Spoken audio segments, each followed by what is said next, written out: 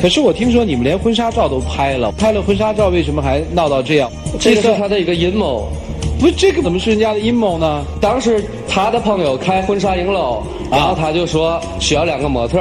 当时我就很大疑虑，为什么找模特找我这种的呢？比例很不协调，然后又这么胖，特殊型号的。他就说他的朋友就需要找这种平民化的。对呀，多然后接地气儿的普通的老百姓。哎，对呀。然后他说还给500块钱报酬啊，就跟他去了。结果去了之后，我就知道这是他策划的一个阴谋。怎么发现的这个阴谋呢？因为当初说去的时候，他朋友跟我们俩承诺的是写真照啊。但是您见过写真照穿西服、穿礼服、穿婚纱的吗？当时为了戳穿他的阴谋，照了几张，我就赶紧走了。人家就跟你照个这种相，怎么就阴谋呢？因为他中间不是这第一件事了，他中间很多事儿都在向我逼婚，完全违背了他当初答应我的条件。你再给我举一件事儿来证明这是个阴谋。他经常玩自杀，就这手拿着刀片，这手拿着电话，然后有的时候给我打电话我接不了，不是，有时候给我打电话我接不了，因为我在开会，我可能会出差，我接不了电话。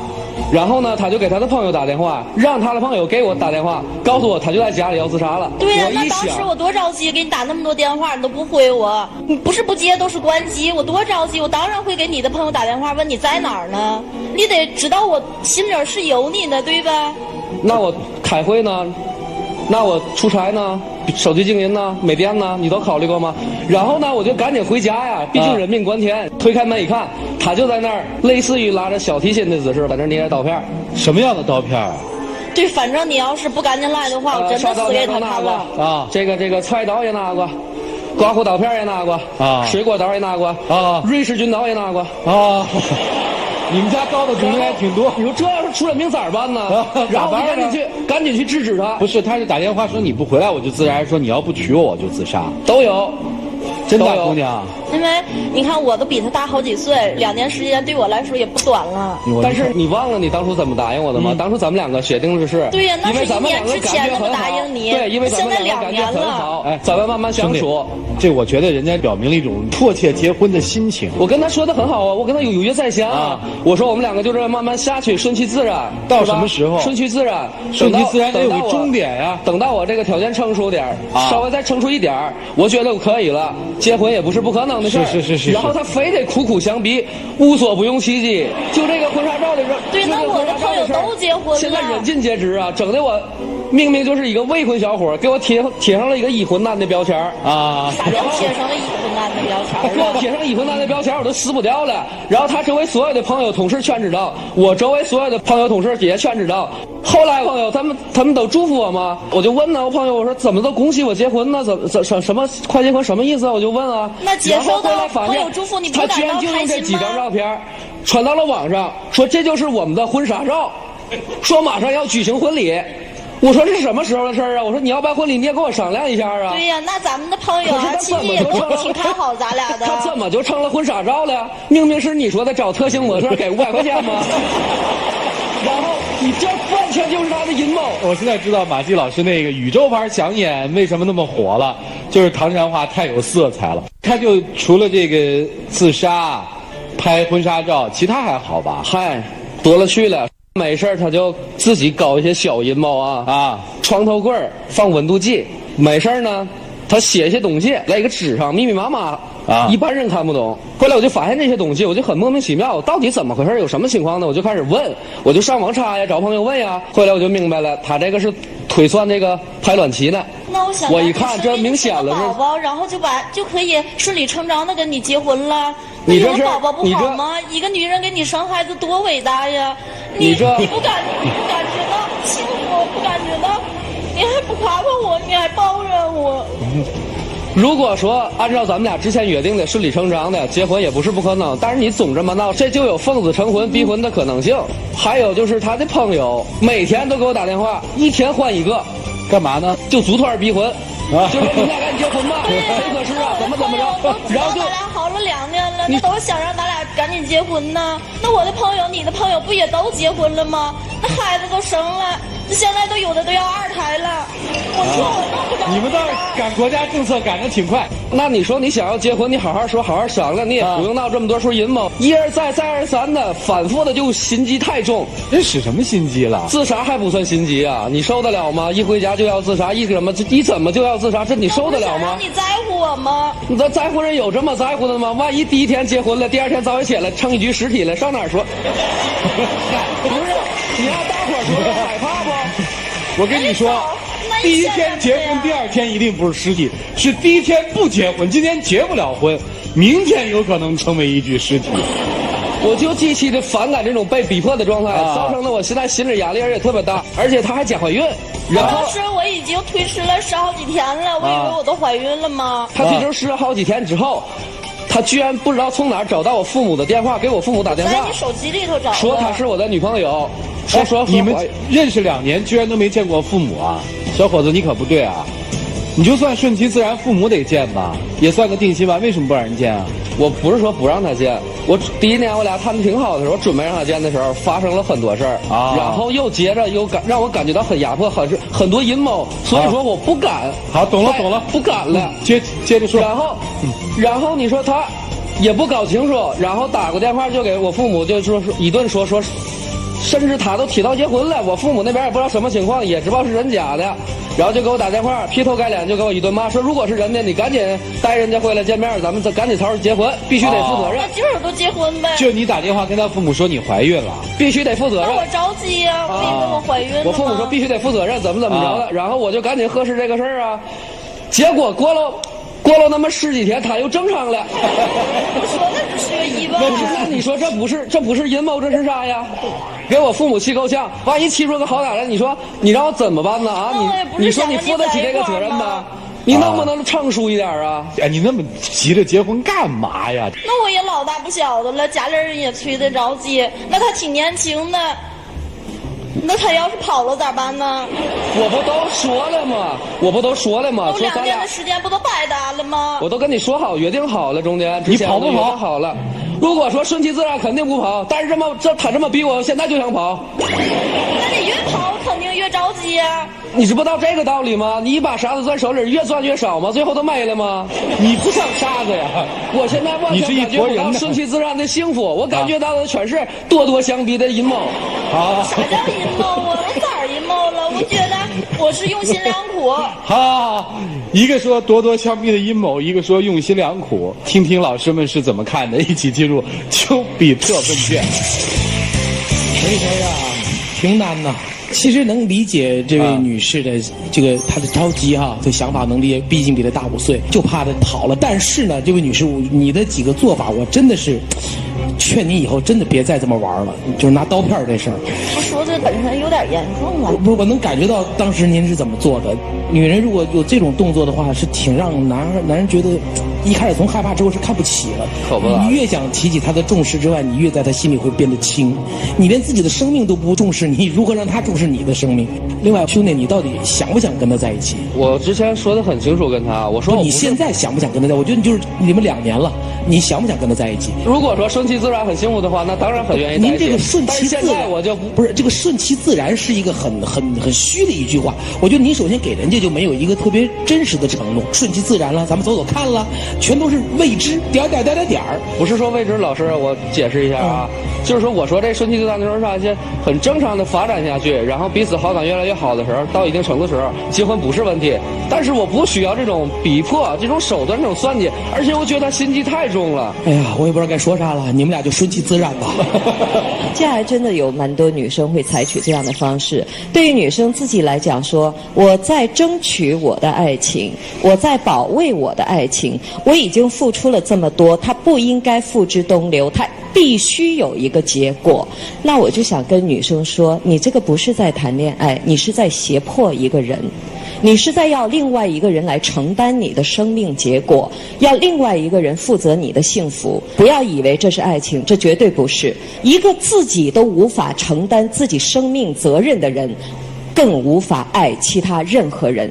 姑娘，我就帮你支支招吧。当初我想娶我太太，我比我太太大11岁，人家是不着急啊，23、24岁，我30多了，怎么办呢？要采取你这些办法的话，早跑了。我采取的办法是，给他勾勒婚姻之后的幸福生活。这种勾勒不是说采取各种逼迫的办法，众人皆知的办法。我会告诉他，你看，如果我们两个在一起，我想对你好一生一世，我们应该要一个孩子呢，还是要2个孩子呢？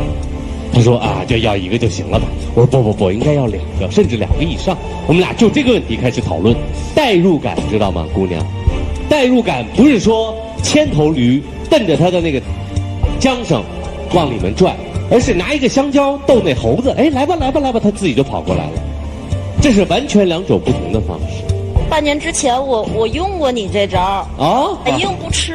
小伙子，我觉得这姑娘你们俩看上去真的还挺有夫妻相的，你就从了她吧，何必呢？都闹到这儿，你又逼婚，你看啊，他就烦这个。涂老师，来，把自己的丈夫用绳子捆起来，用把刀架在他脖子上，说爱我，不说我就杀了你。如果你不说，我就直接把床单给点了。这就是90几年的一个非常火的电视剧，叫《过把瘾》当中的方言和杜梅，你跟那个杜梅是几乎一模一样。他用自己的方式是在爱着方言，甚至最后他们已经离了婚。方言就是不从啊，我就是不愿意。平时我特爱吃的一碗面，我可以稀里哗啦3秒钟把它吃完，但是你今天拿刀逼着我吃，我就觉得这里边有猫腻。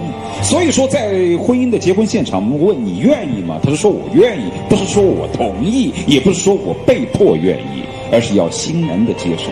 我有一点非常弄不明白，当你笃定要爱一个人陪他到老的时候，有什么好急的呢？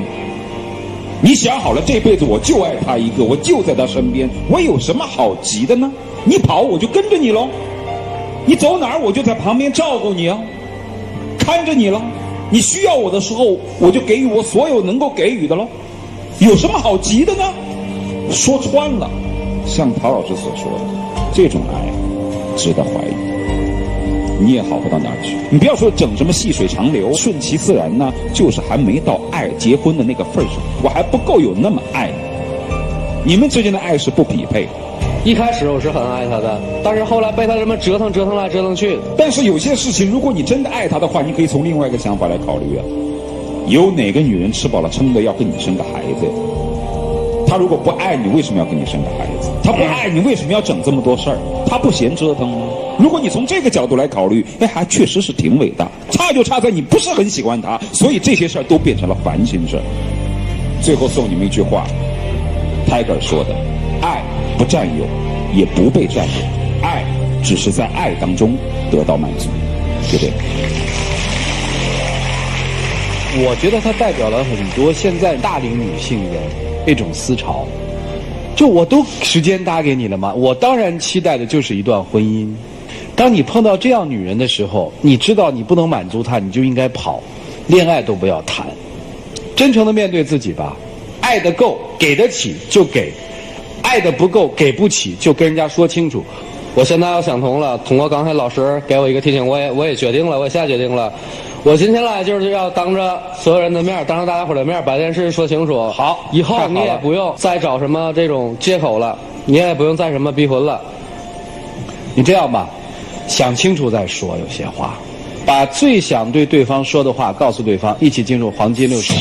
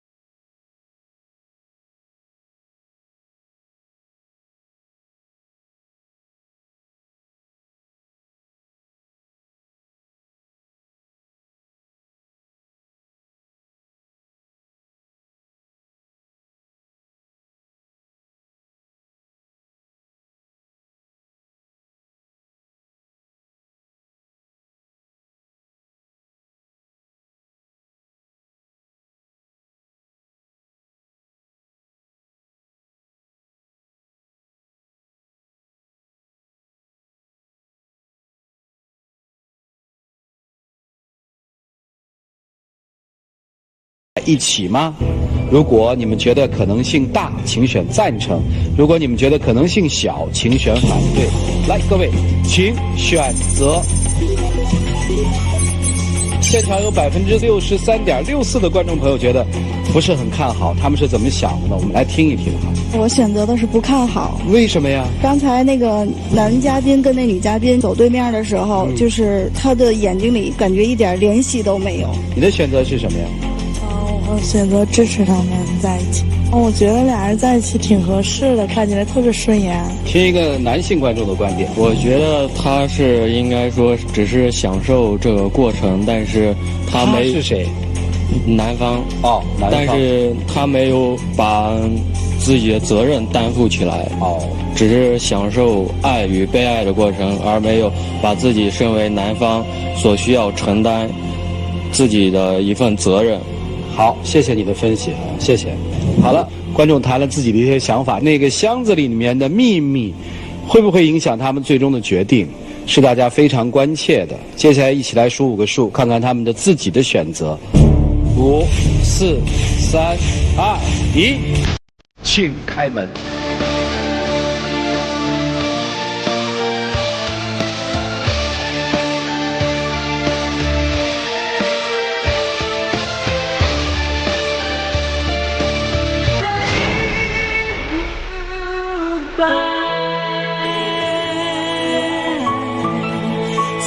不哭哈，女孩很善良，女孩的做法是把男孩的箱子让工作人员带走，就意味着说女孩愿意帮助这个男孩保守他自己的秘密，而男孩自己离开了。按照这个节目的规则，这个箱子里的秘密是要被公布出来的，你可以选择说或者不说，没关系。是写给他的一封信，想挽留他是吧？不是，是我藏在心里的一个秘密，我不敢告诉他，我害怕他会离开我。你既然又不敢告诉他，又害怕他离开你，为什么今天你还要把这个秘密写在里面告诉他呢？我什么都告诉他了，他还是离开我。哦，你是希望跟他坦白之后能够感动他？不是。那是。我有一段很不好的过去。怎么了？我有一个很失败的婚姻，我怕我早告诉他，他就会离开我，所以我才抓得他更紧。我想等到我们稳定下来再告诉他，姐妹什么的都不会离开我。哦，等于你瞒了他，你有过婚史是吧？对。我不想回忆了。有孩子吗？有一个女儿。多大？3岁。明白了。那我们完全理解他的这种做法了。有过婚姻，还有孩子，那更应该知道你要什么，而不是急着去拴一个人。我觉得这个时候他特别需要老师们的一些帮助。姑娘，你要从现在开始学习，好好的爱你自己，尊重你自己的生命历程，尊重你的孩子，那是一个生命。心里我觉得还是爱那个男人的，因为你不惜给他一个理由让他离去，我觉得他挺善良的。你说呢？他非常善良。我希望今天的这个节目让你能够重新审视人生，否定自己的过去，其实不就是否定自己的人生吗？坚强的去面对它，我相信你能找到属于自己的幸福。